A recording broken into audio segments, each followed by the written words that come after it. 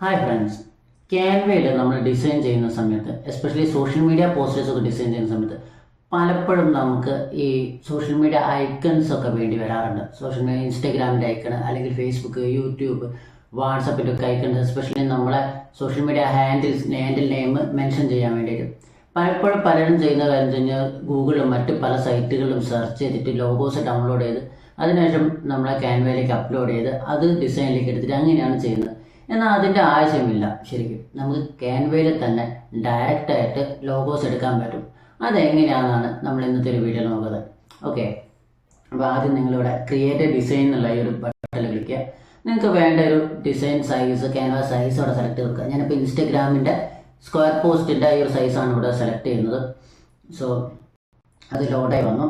ഇപ്പോൾ ഈ ഒരു ക്യാൻവാസ് നമുക്ക് അവിടെ ലോഡായി വന്നു. ഇനി നിങ്ങൾ ചെയ്യേണ്ടത് ഇവിടെ ലെഫ്റ്റ് സൈഡിൽ നിങ്ങൾക്ക് ഒത്തിരി ഓപ്ഷൻസ് കാണാൻ പറ്റും. ആ ഓപ്ഷൻസ് ജസ്റ്റ് താഴേക്ക് വന്നു കഴിഞ്ഞാൽ ഇവിടെ ആപ്സ് എന്ന് പറഞ്ഞിട്ടൊരു ഓപ്ഷൻ നിങ്ങൾക്ക് കാണാൻ പറ്റും. ഓക്കെ, ഈ ആപ്സ് എന്നുള്ളതിൽ ജസ്റ്റ് ഒന്ന് ക്ലിക്ക് ചെയ്യുക. ആപ്സ് എന്നുള്ളതിൽ ക്ലിക്ക് ചെയ്ത് കഴിഞ്ഞാൽ നിങ്ങൾക്ക് ഇവിടെ ആപ്സ് സെർച്ച് ചെയ്യാനുള്ള ഓപ്ഷൻ വരും. അവിടെ ബ്രാൻഡ് ഫെച്ച് എന്ന് പറഞ്ഞിട്ട് നിങ്ങൾ സെർച്ച് ചെയ്യുക. ഇപ്പം ബ്രാൻഡ് ഫെച്ച് എന്ന് ഇവിടെ ഓൾറെഡി വന്നിട്ടുണ്ട്. അപ്പം ബ്രാൻഡ് ഫെച്ച് എന്ന് പറഞ്ഞാൽ ഞാൻ സെർച്ച് ചെയ്യുന്ന സമയത്ത് ഇവിടെ ബ്രാൻഡ് ഫെച്ച് ലോഗോ എന്ന് പറഞ്ഞിട്ട് ഒരു ബി എന്നുള്ള ലോഗോയിൽ ഇവിടെ ഒരു ഐക്കൺ വന്നിട്ടുണ്ട്. സോ ഞാൻ അതിൽ ക്ലിക്ക് ചെയ്യാണ്.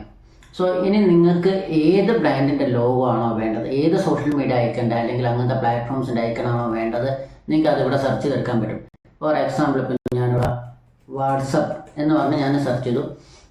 വാട്സപ്പ് എന്ന് പറഞ്ഞാൽ ഇതിൽ ഞാൻ ക്ലിക്ക് ചെയ്ത് കഴിഞ്ഞാൽ വാട്സപ്പിൻ്റെ ഐക്കൺസ്, പല രീതിയിലുള്ള ഐക്കൺസ് എനിക്കിവിടെ കിട്ടും.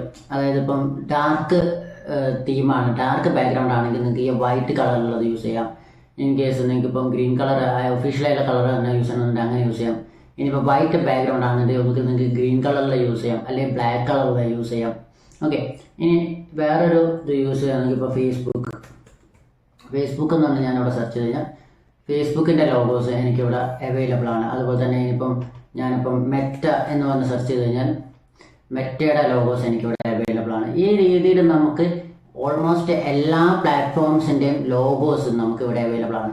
ഇതിലിപ്പോൾ ഏത് ലോഗോ ആണോ നിങ്ങൾക്ക് വേണ്ടത് ആ ലോഗോ നിങ്ങൾക്ക് നേരെ ഡിസൈനിലേക്ക് എടുക്കാൻ വേണ്ടിയിട്ട് ജസ്റ്റ് നിങ്ങൾ വേറെ ഒന്നും ചെയ്യേണ്ട, ജസ്റ്റ് ഈ ഒരു ലോഗോയിലൊന്ന് ജസ്റ്റ് ക്ലിക്ക് ചെയ്യുക. ക്ലിക്ക് ചെയ്ത് കഴിഞ്ഞാൽ നേരെ അത് നിങ്ങൾ ഡിസൈനിലേക്ക് ഇവിടെ വരുന്നതായിരിക്കും. അത് നിങ്ങൾക്ക് വേണ്ട പൊസിഷനിൽ കൊണ്ടുവച്ച് അതിൻ്റെ സൈസൊക്കെ അഡ്ജസ്റ്റ് ചെയ്ത് കൊടുത്തിട്ട് നിങ്ങൾക്ക് അത് നിങ്ങളുടെ ഡിസൈനിലേക്ക് യൂസ് ചെയ്യാൻ പറ്റും. ഈ രീതിയിൽ മറ്റ് തേർഡ് പാർട്ടി സൈറ്റുകളൊന്നും ആശ്രയിക്കാതെ നമുക്ക് ക്യാൻവയിൽ തന്നെ ഡയറക്റ്റായിട്ട് നിങ്ങൾക്ക് ആവശ്യമുള്ള പ്ലാറ്റ്ഫോംസിൻ്റെ ഐക്കൺസ് നിങ്ങൾക്ക് എടുക്കാൻ സാധിക്കും.